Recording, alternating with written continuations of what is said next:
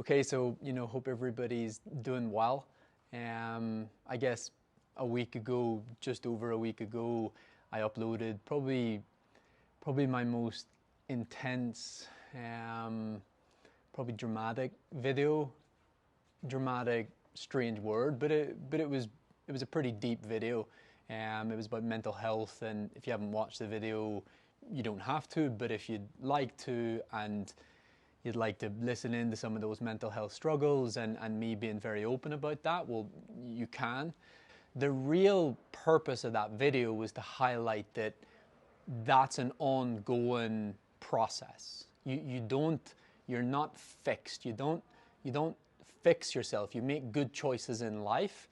And if you make good choices in life, good disciplined choices, and you're moving towards that person you'd want to be, behaving in that way, you keep yourself probably on the good side of mental health.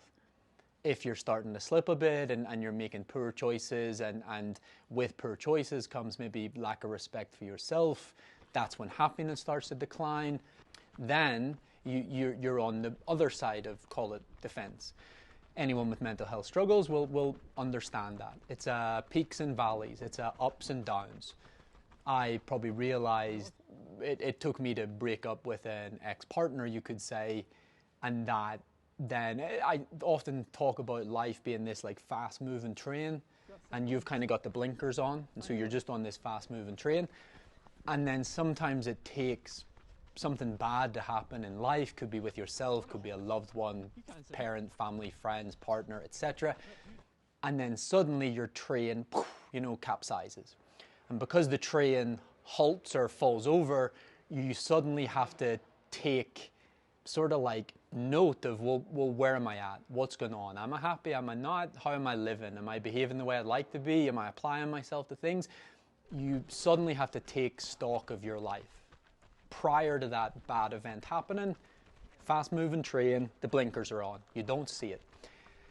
And so I probably have realized over the last month, likely my race results are struggling, my running's been struggling, training's been okay, but I probably realized, it probably hit home that I've been avoiding what I would call like doing hard things. And that's kind of what I'm going to talk about today. When you start to get too comfortable in life, you probably lose a bit of respect for yourself. I think humans thrive when we're pushed and we're asked to give more than we previously thought we were capable of. And that doesn't matter if you use running for that, your work life, your being more patient with your kids, your wife, your husband. It doesn't matter. Doing hard things is likely what inspires you and drives this form of happiness. But I uploaded this video, it was a week ago.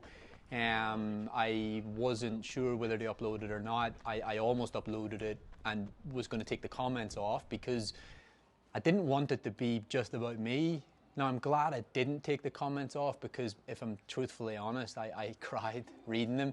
And that was emotional, but emotionally uplifting. It was sometimes in those dark moments in life when you're really doubting yourself, you forget the impact you might have had on other people. And so even if you don't watch that video, go read some of those comments. It made me really happy, but really emotional. So I was planning to read some today, and then I just don't want to cry today. I've cried enough. But I wanted to make it clear that by uploading that video, I was in a position that I was ready to start moving on. And I think there's a process of grieving, groveling, whatever you want to call it. And I was just ready, by all accounts, to just start moving forward. And so I would never upload a video like that if I really thought I wasn't there yet. And it's important to grieve, it's important to grovel, it's important to be sad and cry. But I think something that's really important is to realize that happiness will not knock on your front door. It's not going to knock, come in, oh, I'm happy again. That's where action must come in. You must make an action towards happiness. And sometimes, you know, happiness declines, and, you know, it can decline because of stress and anxiety, and maybe your mental health is up and down, and you start thinking the people around you, oh, they must think I'm lazy, or the people around me, you know, they think I don't have discipline, the people around me think that I'm not fun to be around. They're probably right? And that's difficult to hear, but you're kind of behaving in a way that, well, you're making that really easy for them to think those things, because that's how you're behaving. I think I said on Instagram, and this was nothing about weight or anything like that, it's like, well, if you think you're fat and you're crying about it and you're sad about it and you've got a big chunk of cake in your hand, come on, you're not really convincing your brain otherwise. Your brain's thinking, well, you might not want to be fat, but the fact is, you've got this big fat piece of cake in your hand, you can't say no, and you're groveling, you're crying, you're eating it, and we're not really doing anything about not being fat. That's the point, right? And so I decided to come up the mountain to, you know, to Romeu, to France. This is a place that I talk about all the time, but in 2020, I came up here, I joined, you know, Mo Farah's group, absolute beasts of this sport, and it was, what I didn't realize is this was less about running and being better at running than it was about just putting myself into situations and scenarios where my ability is tested, my patience is tested, my discipline is tested, my willingness to push hard tested every day. And so I decided a week ago, I sort of thought, kid, I don't think things are working. I don't think they're working in life because your happiness isn't the best it's ever been. I don't think things are happening running because your race results are not at the best place they've ever been. And so the decision was made to come up to Font. I went to Great North. I'm glad I did. I might not have ran the best race I've ever ran, but I was able to be around people like Bashir Abdi, Andy Butchart, Mo Farah, and I realized that's friends. That's being around those people made me happy, made me smile, made me be a better version of myself, you could say. And then I realized that I think a lot of this unhappiness and depression and the way mental health can swing is probably directly correlated to how you're behaving in life. So I, and probably a lot of other people, seem to thrive from a happiness perspective and a mental health perspective when it's really silly, but it's just when I'm applying myself to the best that I can. And for me, that means being up a mountain, being pushed on a daily basis, being humbled on a daily basis, being really pulled out of my comfort zone. And I mean, I'm high maintenance, right? So I love my coffee machine at home. I love my, you know, fancy mattress at home. I love all those goodies, right? Awesome. And then suddenly you bring yourself up a mountain and you can't bring the mattress or the coffee machine. And it sounds silly, but you're pushed in so many different areas, not just the hard work out there running. And let me tell you, it's been so hard work. Like, every day has tested me. Day one, bang, on the track, hard as you can, breathing out my ass. Day two, out for a 12-mile run, rough terrain, running up and down hills, breathing, again, out my ass. Just tested every day. It's no wonder in 2020 I bloody ran 209 and 6108. I was a monster compared to this fragile, high-maintenance, fancy mattress version of myself right now. And so I thrive when I'm put in these scenarios and then I realize that I can cope with it better than I believed I would. I'm happy with whatever coffee I'm given. I'm happy that I did order a nicer pillow, but I'll give myself a little bit of leeway on that. But it's just being exposed to situations where you're not comfortable and you have to adapt or sink. That's it, you know? Float, sink, adapt. And for whatever reason, this is less about running than it was about, kid, let's go bring that happiness up again, you know? And I got up the mountain day one, and it's like my brain just stopped, you know? And I think it was the first time in a long time that the brain wasn't, I call it scheming. And scheming's, should we go here? Should we go there? Should we do this? Should we do that? What should we do tomorrow? Too many options. Life up the mountain is simple. You train, You wake up, you have your breakfast, you hydrate, you train, you come back, you eat if you're up to it, because sometimes you work so hard you don't feel like food, and then you sleep. And you wake up and you do it all again. Most days we train twice, except for Sunday. 12 mile in the morning, 5 mile at night, maybe a track session, maybe a tempo, 5 mile at night, gym. I think in the first week I've done 3 sessions, a hard long run. Every run has been harder than runs I've done at home. I think I've been in the gym 4 times in 7 days. It's hard. But with that comes this amazing feeling of self-appreciation. Self-appreciation where you just rebuild that respect for yourself. Didn't have to come here. Wasn't really about running or running better, even though that's my job, and I'm delighted that for the first time in what seems, I don't know, a year and a half, I'm doing my job and doing it well, trying to be the best runner I can be. It was about getting the mental health to a better place. It was about redeveloping some silly respect for myself. I always knew I needed to come up the bloody mountain and work hard again. I knew what created those results in 2020. Maybe I was just hiding from it. And so in the space of a week, happiness didn't knock on the door, but I went looking for it. And that's the message that I'd really like to push, you know. I want to be... I didn't ever think I would become this kind of person. You know, I all sorts of trouble as a kid, fighting all the time, never went to school, didn't apply myself to a lot of things. And I certainly didn't think I would become, if I can be like a beacon of, you know, I can give up, you know. I've achieved things that I never thought possible. I don't need to keep flogging myself in training, pushing myself to achieve what? You know, run 30 seconds quicker, 10 seconds quicker.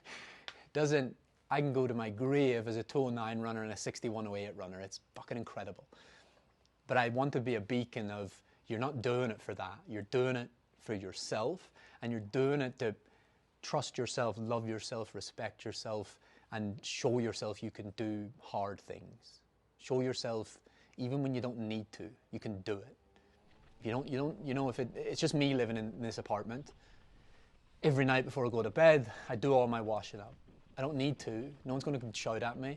But I did watch a video on YouTube about learning things from Japanese culture, just being clean, being tidy, you know. And I think self-love and respect, it comes from all those things. It's not just going out there and pushing really hard when you're running. It's coming back and taking your dirty clothes out of your kit bag so that the next time you go to your kit bag, it doesn't smell. It's mad how this is all connected. I'm telling you, it's crazy, but it is. And if you've allowed yourself to slip a bit, and you look around your room and it's not tidy, and you have to pretend that every day guests might just randomly walk in the door. And you don't want to be like, oh my God, this is a mess, oh my God, I'm so embarrassed. Don't do it for them, do it for you. And then you'll start thinking you're a clean, tidy, you know, person.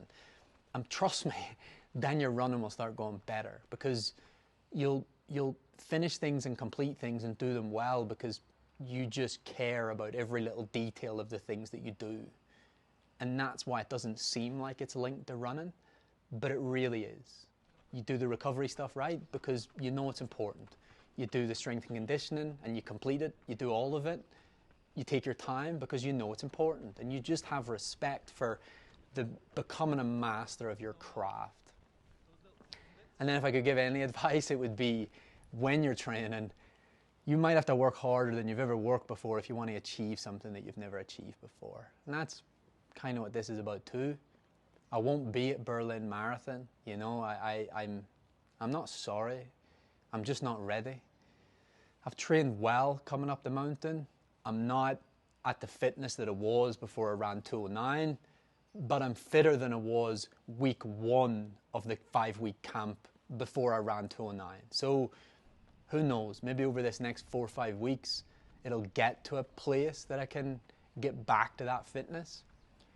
But this is more about being able to go to bed at night and think, you're a monster. I love you. I appreciate you. You're doing the hard things. You're doing the hard work. You're applying yourself the way I know you can, the way I know this monster that, you know, maybe inspires people, maybe can act as this beacon of sharing not just tips to be better at running, but just to enjoy life more and get that mental health to a better place. I don't want to cry every episode, but sometimes it's necessary. But yeah, that's about all I got for you.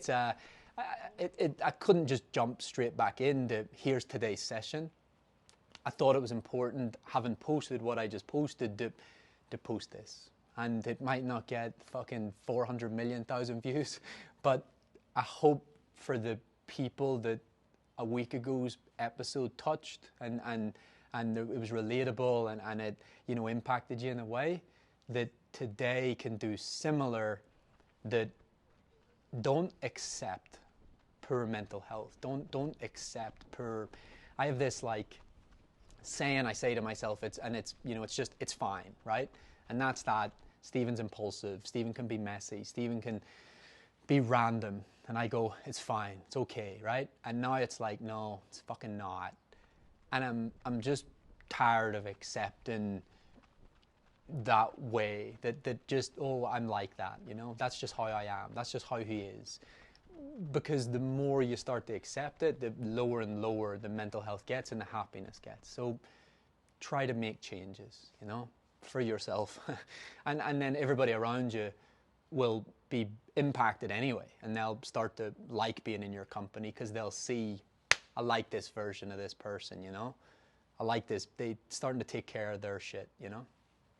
And that's really important. And then that self-love and that self-respect, it just maximizes. It goes up really quickly. And all it takes is making the bed in the morning, you know, having a fucking hydration tablet because your body's important, and start hydrating, cleaning up after yourself, doing the dishes, doing them properly, wash them, put them away. It seems tedious.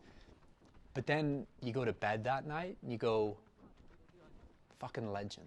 And it sounds so stupid. Why? Because you washed the fucking dishes, or you had a hydration tablet in the morning. It's not about that. It's that you're doing the things that you used to just not care about. When you start looking after the little things, the big things just tend to have a way of looking after themselves. And that is so true. So make the bed and then do everything that day that you know is important to do, not because somebody's watching you, not because you're going to be judged, but because you just know you should do it. And that will apply to every area of your life, including running. And then start rebuilding that happiness yourself. Make it a purpose. Make it a focus.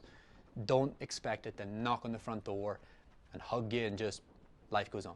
So, hope you enjoyed that. Lots of psychology stuff on the website, joggingroom.com. I mean, a lot of it. Sometimes I'd probably do well to re-watch it, and especially the meditate and the journal, and yeah, and all those other areas, recovery, things I talk about, strength, it's all there. I think I did do a really good job with that. I just don't always apply it to myself, which is so ridiculous. But yeah, we're up a mountain. No Berlin. Now I train for Dublin Marathon, and hopefully, I know, there's no hopefully, I'll go there in a position that I think I can win. And I know what that will take, but I didn't come up here to not build the fitness that it will take. I'm not chasing a 203 European record holder round the track or round the long run to, you know, just get round Dublin. I'd like to win Dublin. I think that'd be that'd be really important for me, and I think it'd be awesome for Ireland. So, yeah, wish me luck and have a good day.